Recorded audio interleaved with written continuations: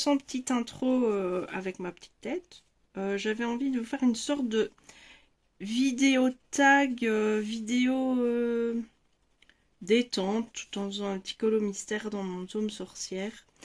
En fait, j'avais envie de vous parler de mes goûts en matière de YouTube. Et de vous parler un peu de ce que... Parce que vous me regardez, mais vous regardez certainement d'autres youtubeuses aussi. Et moi, je voulais vous parler un peu de ce que des personnes que je suis en, sur le PC et que j'adore écouter quand je fais mes colos ou quand je suis dans mon lit. Enfin, c'est plus quand je suis ici dans ma scrap, je mets les vidéos en fond. Alors, à part les vidéos tutoriels où je regarde pour apprendre, souvent je les mets en fond pour écouter et j'adore les écouter parler de leur univers en fait. Alors on commence tout de suite avec mes youtubeuses préférées en coloriage. Parce que c'est ce que je fais le plus à cette époque de ma vie, c'est du coloriage. Alors les youtubeuses que j'aime le plus regarder, ben, sans aucune surprise, c'est Zazu en couleur. C'est une personne qui est tellement marrante, drôle, qui essaye plein de choses, qui m'apprend énormément de choses. Avec ses tutos fond par exemple, où elle se lâche et où elle essaye des trucs, ses vlogs, enfin j'adore l'écouter parler, c'est vraiment chouette, son petit accent chantant du Canada, c'est trop bien, toutes ses expressions bien à elle, c'est trop bien. Et franchement, au niveau didactique, c'est super intéressant quoi, elle nous fait découvrir des choses, elle essaye, elle a jamais peur. Elle se lance des défis et je trouve ça vraiment génial. Donc j'adore regarder ses vidéos. Et en plus, c'est des vidéos qui durent longtemps et moi ça me dérange pas du tout, j'aime bien. Ensuite, il y a Morgane Altam. Donc c'est une aussi elle fait du coloriage, elle fait pas mal de tutos et j'aime bien, elle est marrante, j'aime bien la regarder aussi, je suis beaucoup ses tutos. Johanna aussi, c'est pas son nom complet, mais c'est Johanna Color, je crois. Super sympa, très très chouette dans ses vidéos. Elle partage des choses, elle fait beaucoup d'aquarelles et j'aime bien aussi son univers, c'est gai. Et elle fait aussi pas mal de tutos très très bien expliqués et très pédagogiques. Et ça me plaît beaucoup. Et puis, ce que j'aime bien aussi, vu que je les écoute plus que je ne les regarde, il faut être honnête, c'est elles ont une voix intéressante. Ensuite, vous avez les couleurs d'Alex. Alors, elle, c'est vraiment, elle fait des très très beaux colos aussi. Et c'est vraiment sa voix, elle a une voix apaisante, j'adore. Et j'aime bien son univers. Elle parle aussi de ce qu'elle aime lire, de ce qu'elle fait. Enfin, j'aime vraiment bien. C'est chouette, c'est un chouette univers aussi. Alors, une que j'adore par-dessus tout, c'est Miss Spondy ou Spondy, mais pas que. Sa petite voix toute douce qui nous dit qu'elle trouve tout mignon un livre d'Halloween super gore. Le décalage est parfait, j'adore ça. Elle fait des colos magnifiques. Euh, J'aime vraiment bien regarder. Je crois qu'il n'y a pas grand chose de plus à en dire. J'aime bien l'écouter, j'aime bien partager son univers qui est différent aussi. Elles ont tout un univers différent, même si il y a des choses que je ne rejoins pas dans le sens où il y a des illustrateurs qui sont un fil rouge hein, dans toutes les youtubeuses que je viens de vous citer, que moi c'est pas mon univers. Donc j'adore voir ce qu'elles font dans cet univers-là, mais perso moi je n'aime pas cet univers et j'étais d'ailleurs très très contente parce que dans une de ses dernières vidéos, Morgane a parlé d'un illustrateur que j'adore, c'est R.J. Hampson. Et je trouve qu'on n'en parle pas assez quoi dans les youtubeuses très populaires qui sont suivies par des milliers de personnes. Ben, on entend toujours parler des mêmes illustrateurs et malheureusement ces illustrateurs qui font l'unanimité, bah moi je suis pas dans leur univers. C'est Kirby Rosan, c'est Clara Markova, c'est Anna Carlson. Bah rien que ces trois-là, moi je suis pas dans cet univers-là. J'ai essayé. Les Kirby Rosan, je les avais tous, mais je les ai revendus parce que j'ai découvert les mythographiques après. Et ben, je devais faire un choix stratégique en termes de place en fait. Et j'ai préféré choisir les mythographiques que les Kirby Rosen. Donc je les ai tous revendus sur Vinted, ça a fait des heureux. Et Clara Markova, bah, déjà rien que le prix des livres, alors je ne remets pas en question ça, parce que c'est une peut-être auto-entrepreneuse et il faut bien qu'elle amortisse le coût de son édition. Je ne remets absolument pas en cause le prix de ces bouquins, mais je peux pas me le permettre, en fait. Ou j'ai... Non, c'est faux. Ce que je dis est faux. C'est pas que je peux pas, parce que vu le nombre de matériel que j'ai, je pourrais avoir moins de matériel et des trucs plus luxueux. C'est un choix personnel. Ah, vous voyez mes petites jambes en dessous, c'est pas grave. Enfin, petites jambes, façon de parler. C'est un choix personnel d'avoir plus en termes d'objets et que ça me coûte moins cher à l'unité. Ça, c'est, j'avoue, c'est moi qui décide ça. Je me suis lancée dans un colo mystère avec plein de fioritures. Sérieux, j'aurais dû m'abstenir, mais comme je l'ai fait à la suite, bah c'est le suivant. Alors, après Miss Pondy, il y a Laimiana. Alors, Laimiana, si tu m'entends, mais comment fais-tu pour colorier autant d'illustrations en un mois, quoi? Je n'ai jamais vu ça. Enfin, déjà, Zazu en couleur, c'est déjà pas triste. Mais alors, toi, je suis toujours impressionnée par ton volume d'illustration et l'exécution du travail en même temps. Et évidemment, j'adore à toutes ces youtubeuses-là, j'adore leur façon de coloriser les illustrations qu'elles exécutent. Et la Miana, elle travaille beaucoup avec les feutres à alcool, les encres, l'aquarelle. Et finalement, elle arrive à populariser un peu les illustrations complexes, parce que quand on la voit exécuter un mythographique ou un Kirby Rosen qui a l'air si complexe, elle le fait avec une facilité déconcertante. Et du coup, bah, ça nous donne des ailes un peu. C'est grâce à elle, j'ai osé pas mal de trucs dans mes livres à colorier. Alors, évidemment, j'en regarde beaucoup plus, hein. Des youtubeuses de coloriage, j'en ai plus ou moins une vingtaine dans ma liste d'abonnements. Mais si je vous les cite toutes, on n'en sortira jamais parce que je veux faire plusieurs catégories. Donc la dernière que je citerai ici, et qui n'est pas la dernière dans mon cœur, c'est Panoramimix, qui fait aussi des coloriages absolument fabuleux. Ses exécutions de coloriage mystère à l'acrylique, je suis jalouse. J'aimerais tellement arriver à ce niveau de maîtrise du matériel pour pouvoir faire ce qu'elle fait, mais j'en suis loin et je m'entraîne pas assez, je le confesse. Mais regardez ce qu'elle fait, c'est très apaisant. Elle fait aussi des vidéos assez longues, donc moi j'aime bien les vidéos longues. J'aime bien son ton de voix, j'aime bien le calme, elle est posée dans ses vidéos. Elle fait des tutos aussi qui sont super intéressants à suivre. Et franchement, ouais, c'est un vrai plaisir de suivre ces youtubeuses. Ça, c'était pour le colo. En scrap, parce que je suis aussi des youtubeuses en scrap, évidemment, puisque je fais du scrap. J'aime beaucoup Créador, qui est une youtubeuse belge et qui travaille énormément avec des produits recyclés et elle fait en sorte de ne pas exploser le budget, on va dire, et elle fait des choses très très belles. Franchement, c'est un univers que j'aime beaucoup. J'adore suivre ses vidéos. Je suis pas du genre, parce que comme je suis les vidéos, je les laisse tourner pendant que moi-même j'exécute un loisir créatif. Je m'interromps pas forcément pour liker ou pour commenter. Mais ça veut pas dire que je suis pas présente. Je devrais peut-être le faire plus souvent, parce qu'étant youtubeuse moi-même, bah ce serait pas mal que je fasse aux autres ce que j'aimerais bien qu'on fasse pour moi. Mais ouais, Créador, franchement, si vous faites du loisir créatif, du scrap, de l'art journal, n'hésitez pas à aller la suivre. Elle vous propose des tutoriels très simples et qui ont pourtant énormément de rendu. Ensuite, j'adore Lydile.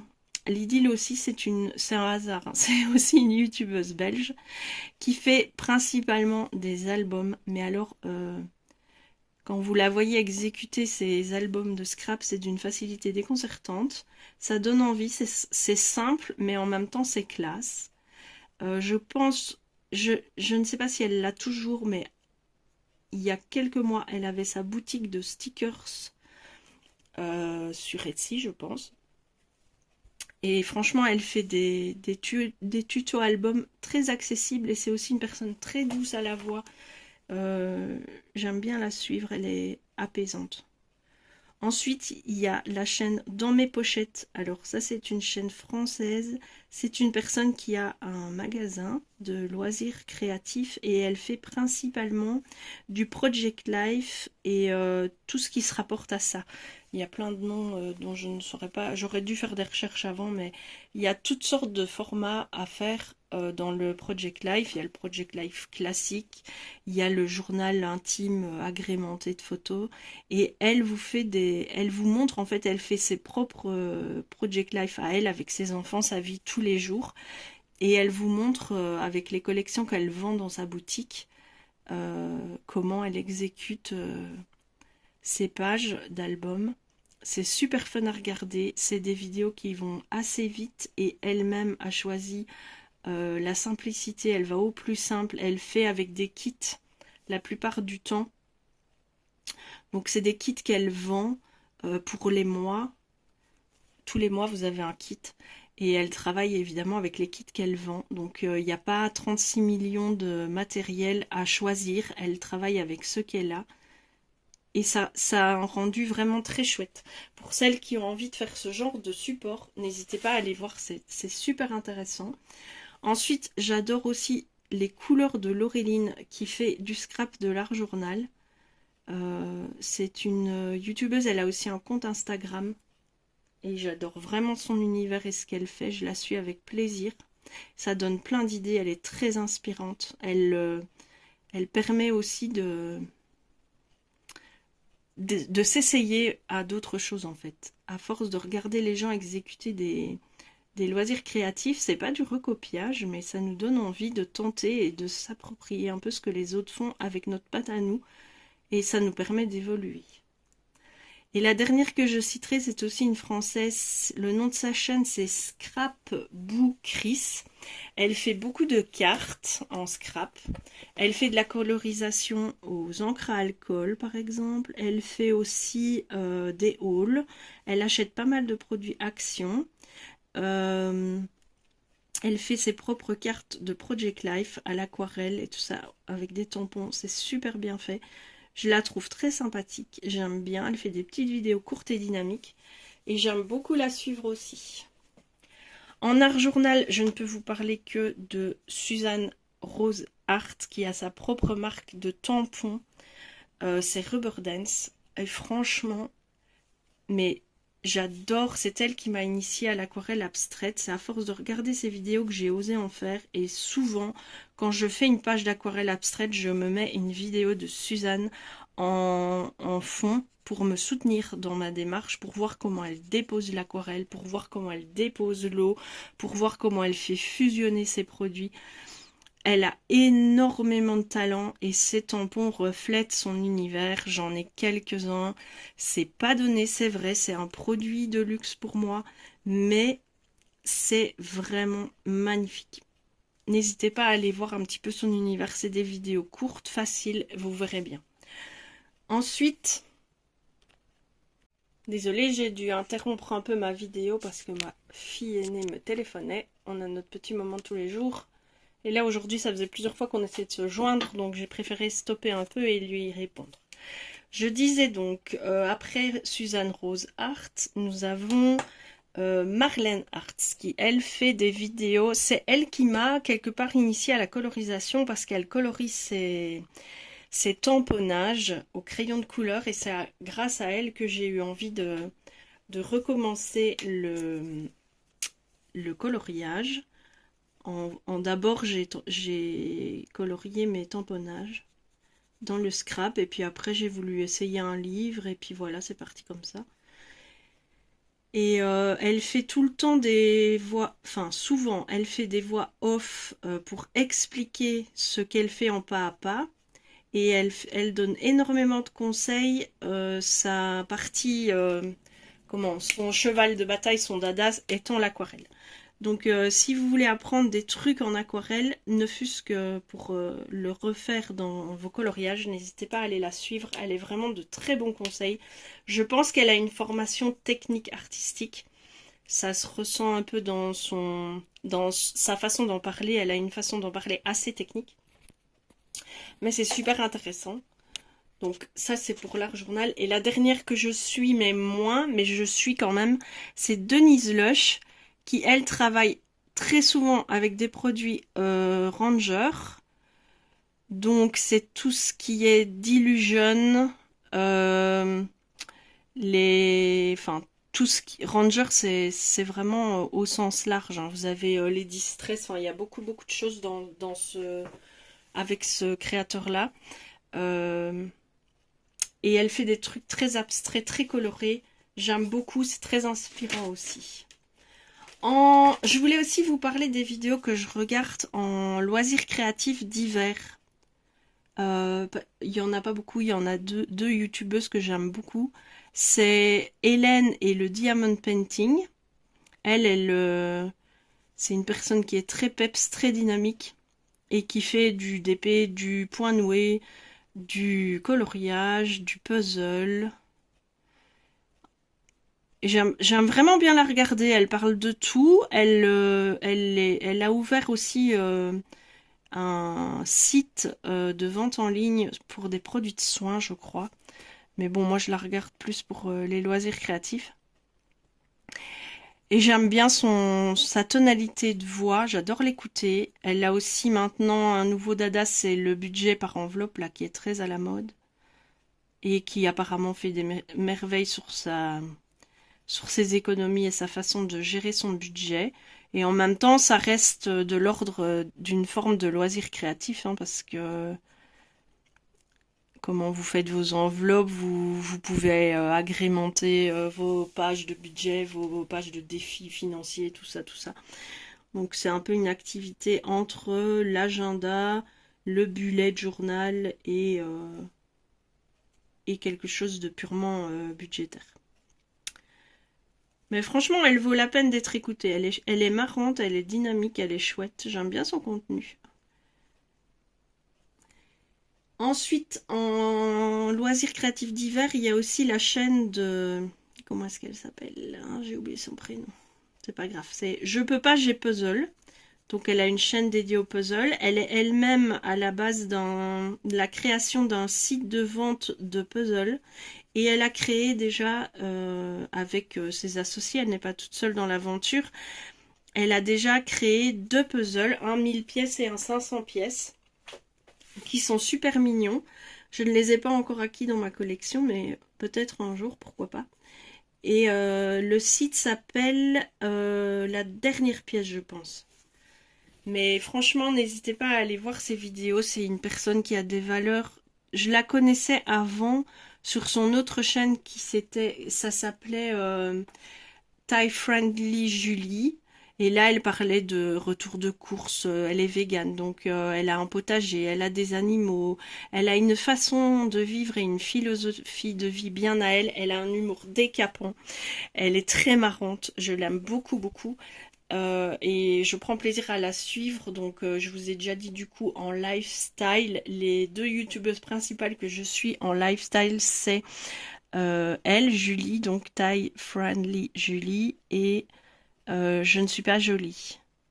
Ça, c'est une youtubeuse que j'ai suivie à mes débuts en maquillage. Alors, faut savoir que moi, j'ai 48 ans, que j'ai commencé à me maquiller à 40 ans, quand j'ai dû me marier. Et c'est là que j'ai découvert qu'on avait le droit, même si on a des formes, on a le droit de s'habiller à la mode et de se maquiller. Ouais, c'est fou quand je le dis comme ça, mais avant j'avais tendance à me dire que j'étais pas, euh, j'avais pas le droit, tout ça parce que j'avais pas le corps qu'il fallait en fait. Et donc à 40 ans, j'ai commencé à me maquiller. Et pour apprendre à me maquiller, j'ai suivi des youtubeuses qui faisaient des routines soins ou des maquillages en 10 minutes et tout ça. Et je suis tombée sur la chaîne de Je ne suis pas jolie qui à l'époque devait avoir 16 ou 17 ans, hein, peut-être 18 quoi. Et j'ai bien accroché à son contenu, j'aimais bien ce qu'elle faisait malgré son jeune âge, j'aimais bien la suivre. Et je suis restée, je l'ai vu évoluer, je l'ai vu avoir un enfant, je l'ai vu se marier, je l'ai vu découvrir la parentalité positive avec son conjoint, qui se défendent maintenant et qui défendent ses principes avec beaucoup de bienveillance et de force, parce que pour faire admettre de tels principes d'éducation sans tomber dans le jugement de parents trop... comment on dit? Désolée, hein, c'est la troisième vidéo que j'enseigne, que, j'enchaîne, et là je commence à être très fatiguée. Je veux dire, quand on veut faire de l'éducation et de la parentalité positive sans tomber dans le permissif, voilà, c'est ça que je voulais dire, eh ben, il faut se battre pour enfin, il faut vraiment en parler beaucoup et tout le temps partager ses expériences, parce qu'on passe très vite pour des parents laxistes et faibles sous prétexte qu'on permet à notre enfant d'exprimer ses refus, d'exprimer ses limites. Comme par exemple, enfin, je me suis rendu compte aussi que moi, avant que ça ne soit devenu quelque chose de populaire, je pratiquais l'éducation positive au mieux avec mes enfants. Je ne les ai jamais obligés à faire la bise à quelqu'un qu'ils ne connaissaient pas et qu'ils n'avaient pas envie de toucher, d'entrer en contact avec une bise. C'était de l'ordre pour eux du trop personnel. Mais je les ai toujours fortement encouragés à dire bonjour, ne fût-ce qu'avec la voix. Mais qu'il n'était pas obligatoire d'avoir un contact physique avec des gens avec qui ils n'avaient pas envie d'avoir un contact physique, ne fût-ce que pour une bise ou pour serrer la main. C'est leur décision, elle leur appartenait, mais il fallait rester dans le cadre de la politesse et quand même dire bonjour. Voilà, c'est tout. Et si les gens s'offusquaient de ne pas recevoir une marque d'affection physique de la part de mes enfants, eh ben tant pis pour eux. En général, c'est que c'était pas vraiment des amis et des proches, parce que déjà les proches, il y avait moins ce problème-là, et ils comprenaient ma démarche, quoi. Et ça, c'est un exemple qui m'a souvent frappé. Le choix de laisser un enfant en bas âge s'habiller comme il en a envie, tout en lui expliquant les règles des saisons, les règles de la bienséance, mais pas les codes couleurs ou moi j'ai eu une fille qui adorait mettre son jeans et sa mini-jupe par-dessus, je l'ai jamais empêchée. Elle avait moins de 10 ans, elle était très créative et ça lui faisait plaisir de s'habiller comme ça. Maintenant, je lui expliquais aussi que sortir des sentiers battus, c'est s'exposer, et s'exposer, c'est permettre aux autres de nous voir et de nous critiquer. Donc je les ai aussi endurcis et je leur ai appris que la critique existe souvent par peur et qu'il ne faut pas s'en formaliser, vous voyez. Mais je suis souvent passée pour une maman laxiste, je suis passée pour une maman parfois démissionnaire, pour une maman qui voulait être la copine de ses enfants au lieu d'être un parent. Je me souviens qu'un jour je me suis excusée auprès de mes enfants parce que je m'étais mise en colère à cause de la fatigue et d'événements extérieurs, et c'est eux qui avaient pris. Et ma mère était là à l'époque. Et ma mère après m'a incendiée parce que s'excuser auprès de ses enfants, c'est faire preuve de faiblesse. Et on ne s'excuse jamais auprès d'un enfant parce que c'est lui donner le champ libre après à nous marcher sur la tête. Alors, j'ai trouvé cette phrase tellement lunaire et j'ai compris tellement de choses ce jour-là sur ma propre éducation. Parce que s'excuser auprès de son enfant, déjà, c'est lui donner le droit de comprendre qu'il n'est pas fautif. C'est l'empêcher de culpabiliser sur un comportement qu'on a eu et qui est mauvais, parce que se mettre en colère alors que c'est pas justifié, c'est un mauvais comportement. C'est par l'exemple montrer à ses enfants que s'excuser est important, et du coup leur montrer que eux aussi, s'ils agissent mal, peuvent s'excuser et à faire avancer le débat. Et ce n'a jamais été en aucun cas un moyen de pression pour mes enfants pour m'atteindre après. Jamais, de toute ma vie. Mes enfants sont des enfants maintenant adultes, accomplis, et j'espère que mes principes d'éducation, ils pourront les reproduire dans leur vie de parents à eux, parce que ça a fait d'eux des êtres qui ont un esprit critique, qui sont autonomes, qui sont ouverts d'esprit, qui sont indépendants. Bref, je ne remettrai jamais en cause ma façon d'avoir éduqué mes enfants. Alors, c'était pas la plus simple, parce que faire ce genre d'éducation, c'est donner le droit à son enfant d'argumenter, de parler, de contredire. C'est fatigant, mais je ne la remets absolument pas en cause, vraiment. Voilà, je vous disais ça pour vous dire que je suivais donc cette youtubeuse. Je ne suis pas jolie, je n'ai plus son prénom en tête. Je suis désolée, c'est des infos qui devraient être là mais qui ne le sont plus. Mais allez voir, elle fait souvent des vlogs et je vous dis, elle parle de parentalité. Maintenant, son petit garçon a 5 ans, je crois. Elle a ouvert sa société. Son mari maintenant est père au foyer. Et je les trouve très intéressants, malgré qu'ils sont jeunes. En même temps, des youtubeuses lifestyle de mon âge, j'en trouve pas souvent. Ou j'en trouve, mais ça m'intéresse pas. Parce que je vais pas suivre des gens qui sont purement braqués. Mince, je me suis trompée. Qui sont, comment dire, auto-centrés, enfin, je sais pas comment vous expliquer. Faut pas confondre la youtubeuse lifestyle et il y a certaines youtubeuses beauté qui sont vraiment centrées sur elles-mêmes, quoi, et qui ont mon âge, qui n'ont pas ma vie, en fait. Donc c'est difficile de pouvoir s'identifier et de pouvoir comprendre le discours, ou alors des youtubeuses qui vous placent des produits de luxe tout le temps, enfin voilà, c'est pas ça que je cherchais. Que cette jeune fille-là, bah, elle est super accessible et elle montre sa vie de femme d'entreprise, sa vie de famille et tout, c'est super chouette. Et pour terminer cette vidéo sur les youtubeuses et youtubeurs que je suis aussi quelqu'un qui est féru de tout ce qui est enquête policière. C'est un petit peu gore, je sais, mais j'aime bien ça. Et comme j'ai lu tous les livres de Pierre Bellemare, enfin, c'est pas vraiment... Il n'y a pas que ça, hein, mais... J'ai lu énormément de livres qui traitaient d'affaires criminelles ou de romans policiers. J'ai découvert des chaînes YouTube qui parlent de ça à leur manière. Alors la première chaîne, c'est À regarder après minuit. C'est une jeune femme qui fait ces vidéos-là. J'aime beaucoup le format, j'aime bien sa voix, j'aime bien le personnage en fait. Et les histoires relatées, c'est pas forcément des histoires qu'on a déjà entendues. Et aussi Max Guys, c'est un style un peu différent. Il a déjà écrit 2 livres, lui, et qui relate aussi des affaires, bon, c'est souvent des affaires aux États-Unis, dans les pays étrangers, mais c'est aussi des affaires de par chez nous. Et j'aime bien suivre leurs vidéos. C'est pas tout le temps, mais par période, j'aime bien les écouter. Et alors, hors sujet complet, je suis aussi Verino, cet humoriste qui fait des petites vidéos sur internet à la fin de ses spectacles. Il fait des petites vidéos spéciales pour YouTube et il traite l'actualité avec un humour et une dérision que j'adore. Politiquement incorrect mais tellement raffiné. Je l'aime beaucoup, c'est le seul humoriste auquel je suis abonnée et j'aime beaucoup suivre ses vidéos. Je ne suis pas ses spectacles, mais ses vidéos comme ça, j'aime bien. Ça dure toujours 2-3 minutes. Ça parle de l'actu et c'est génial. Et ce mec est d'une intelligence très fine en fait. J'aime beaucoup comme il analyse les choses sans aucune vulgarité, mais avec beaucoup de sens commun.